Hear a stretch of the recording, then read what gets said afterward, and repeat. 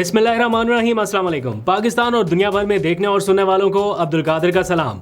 मुल्क की सियासी सूरत हाल के हवाले से कुछ अहम डेवलपमेंट है। पार्लियामेंट वर्सेस सुप्रीम कोर्ट वाला जो मामला है ये थोड़ा एग्रेसिव होता जा रहा है। आज सुप्रीम कोर्ट से भी एक तगड़ा जवाब आया है तगड़े जज की जानिब से, और बिल्कुल उसके कुछ ही देर के बाद पार्लियामेंट से भी एक तकरीर की गई है। क्या हो रहा है, और ख़ास तौर पर शाहिद खाकान अब्बासी का नाम एकदम से फ्लोट होना शुरू हुआ नए सेटअप के लिए। मुल्की सियासत में हो क्या रहा है ये सारी तफसीलात आपके सामने रखता हूँ, लेकिन पहले 1 से 2 मिनट अरशद नदीम के नाम। आई नो कि आप कल से अब तक टाइमलाइंस पर सिर्फ वही देख रहे हैं, लेकिन वो डिज़र्व करता है हमारी अप्रिसिएशन।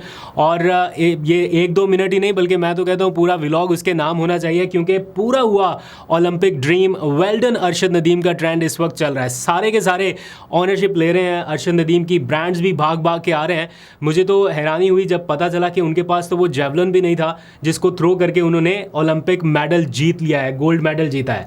तो पूरी कौम को उन्होंने खुशियाँ दी हैं। तो उनकी एक वीडियो मुझे हमारे भाई अफजल जावेद हैं, उनके साथ हम जो स्पोर्ट्स को कवर करने वाले रिपोर्टर हैं, पेरिस में मौजूद हैं इस सारे इवेंट को कवर करने के लिए। तो उन्होंने भेजी कि अरशद नदीम ख़ुद किस तरह से इन इवेंट्स को चेरिश कर रहे हैं, सेलिब्रेट कर रहे हैं। तो मैंने सोचा वो एक्सक्लूसिव वीडियो भी आपको दिखाऊंगे किस तरह अरशद नदीम दिल दिल पाकिस्तान गाते हुए अपने इन मोमेंट्स को यादगार बना रहे हैं। और फिर सरहद पार जिस तरह से, और इस सरहद पार दोनों माओं का जो जज्बा है, मतलब सरहद अलग अलग है लेकिन जज्बा एक सा है। ये माँ उस बेटे की ओनरशिप ले रही है कि कोई बात नहीं वो भी आगे जाके जीतेगा, और उधर से जो माँ है वो इस बेटे की जीत पे खुश है कि हमारे लिए एक जैसा ही है। तो ये जो है ना, ये विक्ट्री है शायद गोल्ड मेडल से भी बड़ी लगती है समटाइम्स फीलिंग्स के एतबार से।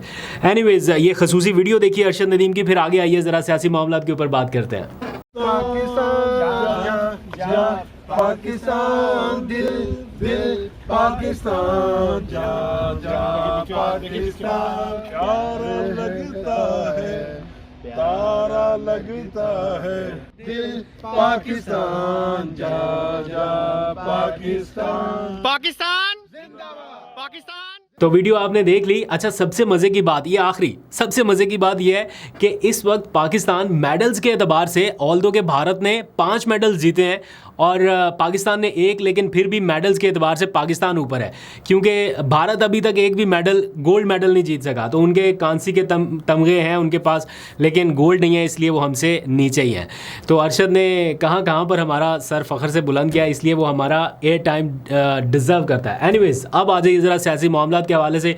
मैंने स्टार्ट में आपको बताया supreme court versus parliament showdown इस वक्त बहुत तेज़ी से जारी है, फुल स्विंग में है इस वक्त। सबसे पहले सुप्रीम कोर्ट से एक फ़ैसला आया। फ़ैसला है नेशनल बैंक ऑफ पाकिस्तान के 11,000 मुलाजमीन, उनके केस से मुतालिक है। लेकिन उस फैसले में जो मंसूर अली शाह साहब ने लिख दिया है, आने वाले चीफ जस्टिस साहब जो हैं, जिनका अभी नोटिफिकेशन जारी नहीं हुआ, ऑल्दो के आज पीटीआई ने यह मुतालबा किया है कि काजी फाइज ईसा का नोटिफिकेशन तो 87 डेज़ पहले जारी कर दिया गया था। सदर मुमलिकत ने तकर्री करके, दस्तखत करके नोटिफाई कर दिया था उनको। अब क्यों नहीं जारी हो रहा, ये इसके ऊपर बाद में बात करते हैं। लेकिन जो आने वाले चीफ जस्टिस हैं, उन्होंने एक ऐसा डिसीजन लिख दिया है जिसके बाद सबके कान खड़े हो जाने चाहिए। ये एक वार्निंग है, ये एक क्या कह रहे हैं, अलार्म बेल है एक तरह से, कि अभी भी वक्त है अपने अपने फैसलों में दुरुस्तगी करें। मंसूर अली शाह साहब क्या लिखते हैं कि 5 पॉइंट्स हैं उनके फैसले के। मैं लिखे हुए हैं यहाँ पे नोट करके, एक एक करके आपको बताता हूँ। ये मखसूस नशिस्तों के हवाले से नहीं है, लेकिन आप ज़रा इसको रिलेट करके देखें कि वो इंडिकेट क्या कर रहे हैं। वो कह रहे हैं अदालती फ़ैसलों पर अमल दरामद करना कोई ऑप्शन या चॉइस नहीं है, इसके ऊपर हर हाल में अमल दरामद करना होता है। और इदारों और फ़र्द के पास, इदारे चाहे वो इलेक्शन कमीशन के हों या फ़र्द चाहे election commissioner, chief election commissioner या हुकूमती अरकान हों, इनके पास कोई ऑप्शन नहीं है कि वो सुप्रीम कोर्ट के फैसलों पर अमल दरामद ना करें। और प्लस जो सबसे अहम बात लिखी है वो ये कि सुप्रीम कोर्ट का फैसला कोई एडवाइजरी या सिफारिश नहीं है कि आप उसके ऊपर अमल दरामद ना करें। एडवाइजरी तो होती है ना कि आपने एडवाइस कर दिया, अमल करना ना करना आपका हक है। सिफारिश कर दी, अमल करना ना करना आपकी सवाबदीद। लेकिन वो कहते हैं ये कोई फैसला सुप्रीम कोर्ट का अगर है, ना ये एडवाइजरी है ना ये सिफारिश है, ये बाइंडिंग है आपके ऊपर कि आपने अमल दरामद करना है, और अमल दरामद इसके ऊपर करवाना आइन की मंशा है। फिर वो एक और पॉइंट में लिखते हैं कि अगर सुप्रीम कोर्ट के फैसले के ऊपर अमल दरामद नहीं होता, दैट मीन्स कि आप आइन के ढांचे को, बुनियादी ढांचे को चैलेंज कर रहे हैं। तो ये उन्होंने एक एग्जैक्ट लाइंस के साथ एक पैराग्राफ लिख दिया है अपने ताज़ा तरीन फैसले में, जिसको सारे के सारे नेशनल बैंक ऑफ पाकिस्तान के केस के तनाजुर में नहीं, लेकिन ये मखसूस नशिस्तों के केस के तनाजुर में देख रहे हैं, जिसकी डेडलाइन गुजर गई, लेकिन इदारा बतौर इलेक्शन कमीशन और फ़र्द बतौर चीफ इलेक्शन कमिश्नर और मेंबरान, उन्होंने अभी तक फैसले के ऊपर अमल दरामद नहीं किया। और दूसरी तरफ हुकूमत क्या कर रही है, कानून साजी करवा रही है कि सुप्रीम कोर्ट के फैसले पर अमल दरामद ना करना पड़े। तो ये एक क्लियर इंडिकेशन उनकी तरफ से आई। अब आ जाइए सुप्रीम कोर्ट की बिल्डिंग के बिल्कुल साथ पार्लियामेंट हाउस है।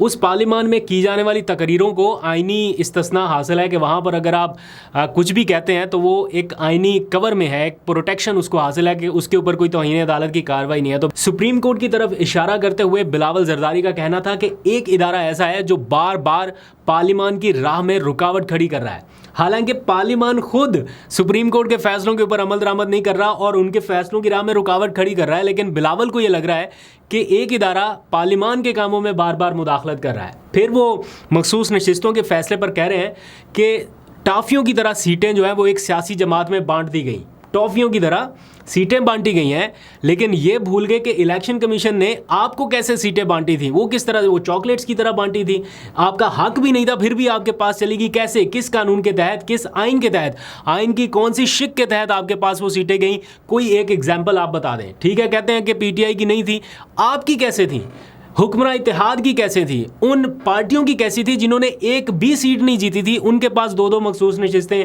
कैसे चली गई, कौन से फार्मूले के तहत चली गई, तो उसका जवाब नहीं है। फिर कहते हैं कि मरी हुई सियासी जमात को जिंदा करने की कोशिश की गई, यानी पीटीआई का कहते हैं उस जमात को मरी हुई जमात कहा जा रहा है जिसने 8 फरवरी के इंतखाबात में आपकी सियासत तकरीबन उस दहाने पर पहुंचा दी है जहां से उसकी वापसी मुमकिन नहीं है आने वाले वक्त में। अभी तो चलें एक सेटअप ऐसा है, एक निज़ाम ऐसा है कि आप एग्जिस्ट करते हैं, आप रेलिवेंट हैं, आपकी कही हुई बातों की एक तरह से अहमियत है, लेकिन अगर अवामी अहमियत के एतबार से देखा जाए तो जो कुछ भी हुआ 8 फरवरी के इलेक्शन में, आपके सारे नैरेटिव की तबाही है वो 8 फरवरी का इलेक्शन। और आप कह रहे हैं कि एक मरी हुई जमात को जिंदा कर दिया गया। फिर आप जुडिशरी के ऊपर सख्त तनकीद करते हुए कह रहे हैं कि crisis of the judiciary and for the judiciary है, यानी अदलिया की वजह से सारे मामलात या तनाज़ात हैं। तो अब इसके ऊपर तौहीन अदालत की कार्रवाई तो हो नहीं सकती बिकॉज पार्लियामान में की गई तकरीर है, लेकिन ये तकरीर एक ऐसे मौके पर की गई जब उस ऐवान में मुअज़्ज़ज़ मेहमानान मौजूद थे, दूसरे मुल्क से आए हुए गेस्ट मौजूद थे और उस वक्त सख्त तकारीर की गई अपोजिशन पर, अदलिया पर। लेकिन अपोजिशन लीडर उमर अयूब ने जब तकरीर की तो उन्होंने कहा कि हमारे गेस्ट यहाँ पर मौजूद हैं। मैं जवाब दे सकता था, बहुत सारी बातों के ऊपर बात टू द पॉइंट होनी भी चाहिए, लेकिन हमारे स्टीम्ड गेस्ट यहाँ पर मौजूद हैं इसलिए मुनासिब नहीं है। खैर, अब ज़रा पीटीआई के ऊपर आ जाइए। आज पीटीआई ने एक पार्लिमानी पार्टी की मीटिंग की, उसके बाद फिर उनकी एक ग्रैंड अलायंस की जो मीटिंग है वो हुई पार्लियामेंट हाउस के अंदर। महमूद अचकज़ई ने उसकी सदारत की और उसमें कुछ फैसले किए गए। पहला तो ये मुतालबा दोहराया गया कि जनाब मंसूर अली शाह साहब जो आने वाले चीफ जस्टिस हैं उनका नोटिफिकेशन उसी तरह जारी किया जाए जिस तरह काजी फ़ाइज़ ईसा का उनके अपॉइंटमेंट से तकरीबन 88 डेज़ पहले जारी कर दिया गया था। सदर मुमलिकत ने, उस वक्त आरिफ अलवी थे, उनको समरी भेजी गई, उन्होंने दस्तखत किया, सारा कुछ हो गया और पहले 3 महीने पहले ही पता चल गया था कि जनाब ये आने वाले चीफ जस्टिस हैं। अब नहीं नोटिफिकेशन जारी हो रहा, तो एक तो उन्होंने उसका मुतालबा किया। फिर दूसरा वो कहते हैं कि जो उनका रिसेंट भूख हड़ताली कैंप चल रहा था, फ़िलहाल आर्जी तौर पर उन्होंने इसको मुअत्तल कर दिया। और वैसे टू बी वेरी ऑनेस्ट मैं जा के वहाँ पर इसको कवर करता रहा हूँ। वो इब्तदाई दिनों में उसका इम्पैक्ट था, लेकिन अब आने वाले दिनों में तो वो एक तरह से ये था कि वहाँ पे ज़्यादा लोग नहीं बैठ रहे थे, 2-4 लोग बैठते थे, तो वो कुछ लोग वीडियोस बना के ट्वीट कर रहे थे कि देखें भूख हड़ताली कैंप का ये हाल है। तो वो एक तरह से एम्बैरसमेंट भी क्रिएट कर रहा था कि आप टाइम नहीं दे पा रहे, लोग हल्कों में गए हुए हैं। तो 2-4 लोगों के रिप्रेजेंटेशन से वो मामला भी ख़राब हो रहा था। तो आज उसे आर्जी तौर पर मुअत्तल कर दिया गया है। और साथ ही वजह ये बताई गई है कि फ़ैसला ये हुआ आज के इजलास में कि 13 अगस्त की रात को सेलिब्रेशंस की जाएंगी 14 अगस्त के हवाले से, यानी भरपूर किस्म की रैलीज़ निकाली जाएंगी और फिर 14 अगस्त को कन्वेंशंस कराए जाएंगे जमहूरियत के हवाले से, आइन की बहाली के हवाले से, और मुल्क भर में ये कन्वेंशंस कराने का ऐलान किया गया। साथ ही 22 अगस्त को इस्लामाबाद में जलसा होने जा रहा है और 27 अगस्त को लाहौर में जलसा करने का बाकायदा ऐलान किया गया है। ऑल्दो कि अभी उसकी इजाज़त उस तरह से नहीं मिली, लेकिन इस्लामाबाद में मिल चुकी है, लाहौर में नहीं मिली। लाहौर में कह रहे हैं कि हम मीनार पाकिस्तान पर जलसा करना चाहते हैं, इस्लामाबाद में F9 पार्क पर। ये दोनों जगह ऐसी हैं जिस पर इंतज़ामिया नहीं मानेगी, लेकिन इस्लामाबाद में शायद तरनोल के मुकाम पर जलसा हो सके, लाहौर वाला भी थोड़ा सा मुश्किल लग रहा है। अच्छा, एक और अहम डेवलपमेंट आज के दिन की ये है कि ग्रैंड अलायंस के जो सरबराह हैं महमूद अचकज़ई, उन्होंने अपने खिताब के दौरान भी और बाद में एक ट्वीट के ज़रिए भी बताया कि नया सेटअप जो है वो लाया जाए और उसके लिए वो गौर कर सकते हैं शाहिद खाकान अब्बासी के नाम पर as a caretaker setup. आप कह लें, केयर टेकर तो नहीं, एक मतलब अबूरी सेटअप जो है, अबूरी सेटअप लाने के लिए शाहिद खाकान अब्बासी के नाम पे वो कह रहे हैं कि हम मुत्तफ़िक हो सकते हैं कि जनाब शाहिद खाकान अब्बासी अबूरी सेटअप को लीड करें और साथ ही इलेक्शन कराने से पहले सारी सियासी जमातें मुत्तफ़िक होकर इलेक्शन रिफॉर्म्स कराएं। यानी इलेक्शन किस तरह से होने हैं, EVM के थ्रू होने हैं या किस इलेक्शन कमीशन के नीचे होने हैं, इस इलेक्शन कमीशन को फारिग करके नया सेटअप लेके आना है या क्या तरीकाकार हो, उसके लिए अबूरी सेटअप की बातें हो रही हैं। तो देखें, इमरान खान जैसे बार बार कह रहे हैं कि हुकूमत के पास अब सिर्फ 2 महीने का वक्त है, यहाँ से अबूरी सेटअप के नामों के लिए भी अब ऐलानात होने लगे हैं। दूसरी जानिब शहबाज शरीफ साहब जो हैं वो आउट ऑफ द वे जाके तारीफ़ें कर रहे हैं एस्टैब्लिशमेंट की और बहुत कुछ हो रहा है। तो क्या लगता है आप लोगों को कि क्या कोई अबूरी सेटअप की तरफ पाकिस्तान में भी मामला बढ़ रहा है? जैसे बांग्लादेश में अबूरी सेटअप आ गया तो पाकिस्तान में भी आएगा। दूसरी जानिब दबाव अब इस हुकूमत के ऊपर बढ़ता जा रहा है क्योंकि मुआशी हालात सुधरने का नाम नहीं ले रहे। बिजली की कीमतें बढ़ती जा रही हैं, महंगाई बढ़ती जा रही है। वो मामला जिन्हें इब्तदाई दिनों में कंट्रोल करने का दावा किया जा रहा था वो अभी तक कंट्रोल नहीं हुए। दूसरी जानिब तुलबा तहरीक जो है वो पाकिस्तान में कहीं ना कहीं पनपने का नाम ले रही है। आपने देखा गुज़िश्ता रोज़ ISF ने ऐलान किया, आज ISF के जो नौजवान हैं वो सड़कों के ऊपर कहीं कहीं नज़र आ रहे हैं कि वो अपने विजुअल्स जो हैं वो शो कर रहे हैं कि हम सड़कों पर आने के लिए तैयार हैं। तो इस किस्म की सिचुएशन आपको कहीं ना कहीं नज़र आ रही है। आज पेशावर में ISF के लोग निकले हैं, तो ये थोड़ी सी डेवलपमेंट नज़र आ रही है। तो लेट्स सी हुकूमत के पास कितना टाइम है कितना नहीं है, ये तो एक लंबी बहस है, बट कुछ ना कुछ ऐसा है जो हुकूमत के लिए या हुकूमती कैंप्स के लिए परेशान कुन है। आपको फर्दर अपडेट करते रहेंगे। अभी तक के लेते हैं, अपना बहुत सा ख्याल रखिए। अल्लाह हाफ़िज़।